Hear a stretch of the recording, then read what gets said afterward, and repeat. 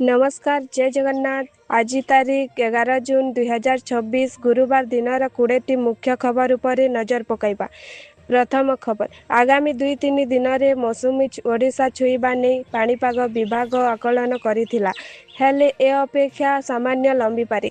पाणीपाग विभागर ताजा पूर्वानुमान कहुची मौसुमी ओडिशा छुईबा को आहुरी 4-5 दिन समय लागिपारे, अर्थात 13-14 तारीख बेलकू रजा समय आसीपारे। मौसुमी विभाग कहिछि मौसुमी आगकू बढ़िबा पाई पाग अनुकूल अछि।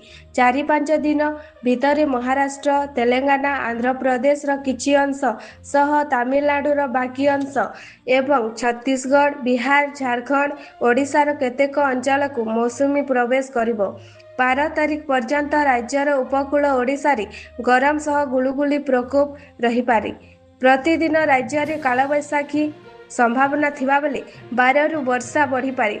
12 और 13 रे राज्य अनेक स्थान रे घड़घड़ी सह वर्षा संभावना अछि।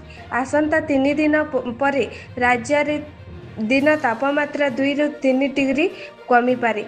शिक्षा अनुसंधान विश्वविद्यालय पाणीपाग और जलवायु केन्द्र निर्देशक डॉक्टर शरद चंद्र साहूंक कहिबा अनुसार एबे ताती विशेष बढ़िबनी।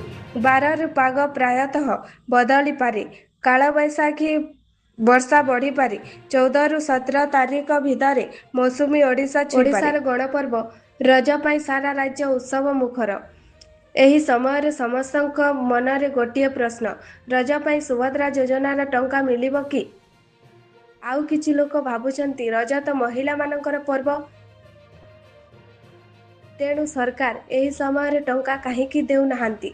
आसंतु जानिबा एहा पछर प्रकृत सत्य। दर्शक बंधु, सरकार का ऑफिशियल नियम अनुଯାयी सुभद्रा योजनार वार्षिक 10,000 टंका केवल 2टी निर्दिष्ट सांस्कृतिक दिवस रे ही दिया जाए।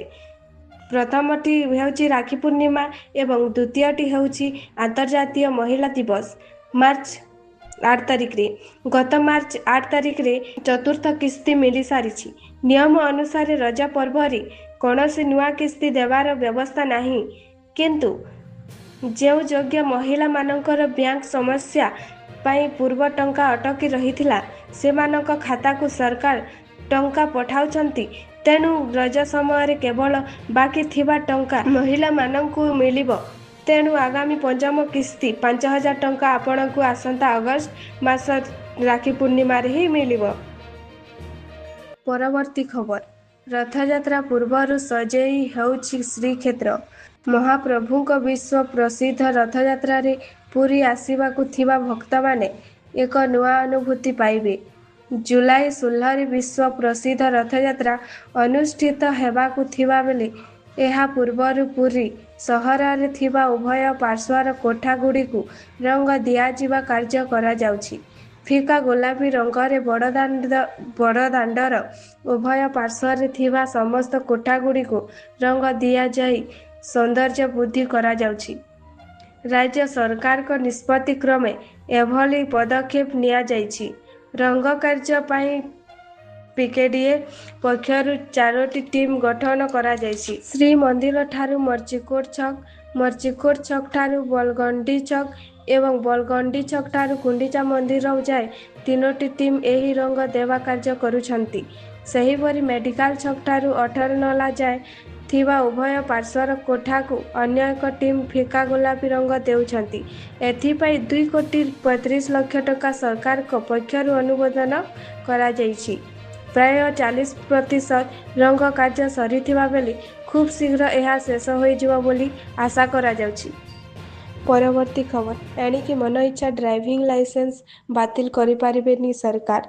जदि आपण सड़क सुरक्षा नियम को उल्लंघन करिसंती एने प्रथमे नोटिस जारी हेबो।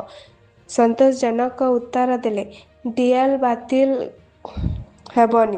प्रकृत रे नियम उल्लंघन करिथिले परिवहन विभाग डीएल बातिल करिबो। एमिति कि डीएल पुनः नवीकरण पूर्वर संपृक्त अमानिया गाड़ी चालकंकु 3 दिनिया रिफ्रेशर तालीम भी नेबाकू पड़िबो। ट्रैफिक नियम भांगिले परिवहन विभागर एनफोर्समेंट टीम किंबा ट्रैफिक पुलिस संपृक्त गाड़ी चालकर डीएल को बातिल करुथिला।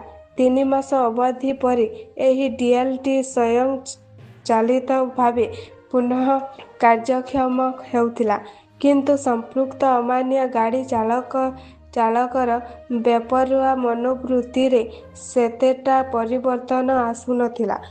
ଡିଏଲ୍ ଫେରି ପାଇବା ପରେ ପୁଣି ନିୟମ ଭାଙ୍ଗୁଥିବାର ଏମିତିକି ମନଇଚ୍ଛା ଡିଏଲ୍ ବାତିଲ କରିବା ଯୋଗୁଁ ଅନେକ ଗାଡ଼ି ଚାଳକ ନିର୍ଦ୍ଦେଶରେ ଫସୁଥିବାର ଅଭିଯୋଗ ଉଠୁଥିଲା। ସେଥିପାଇଁ ସୁପ୍ରିମକୋର୍ଟଙ୍କ ସଡ଼କ ସୁରକ୍ଷା କମିଟି ଡିଏଲ୍ ବାତିଲ ପ୍ରକ୍ରିୟାରେ ଏବଂ ଏକ ବଡ଼ ସଂଶୋଧନ କରିଛନ୍ତି। ମୋଟରଯାନ ଆଇନ 2019 ଅନୁସାରେ ଉଲ୍ଲଂଘନକାରୀଙ୍କ ଡିଏଲ୍ ବାତିଲ କରାଯିବା ପୂର୍ବରୁ ସାରଥୀ ପୋର୍ଟାଲରେ ତଥ୍ୟ ଅପଲୋଡ୍ କରାଯିବ। ନିୟମ ଉଲ୍ଲଂଘନ ବାବଦକୁ ଡିଏଲ୍ କ'ଣ ପାଇଁ ବାତିଲ କରାନଯିବ, ଏନେଇ କାରଣ ଦର୍ଶାଅ ନୋଟିସ୍ ଜାରି କରାଯିବ। ଯଦି ତାଙ୍କ ଉତ୍ତର ସନ୍ତୋଷଜନକ ନ ହେଲା, ତେବେ 3 ମାସ ପାଇଁ ଡିଏଲ୍ ବାତିଲ କରାଯିବ। ୟା ଭିତରେ ଅମାନିଆ ଜଣକ ଅନଲାଇନରେ 3 ଜଣ ଯାଏ ସଡ଼କ ସୁରକ୍ଷା ସମ୍ପର୍କିତ ଟ୍ରେନିଂ ନେବାକୁ ବାଧ୍ୟ। ତାପରେ ତାଙ୍କୁ ଡିଏଲ୍କୁ ନବୀକରଣ କରାଯିବ।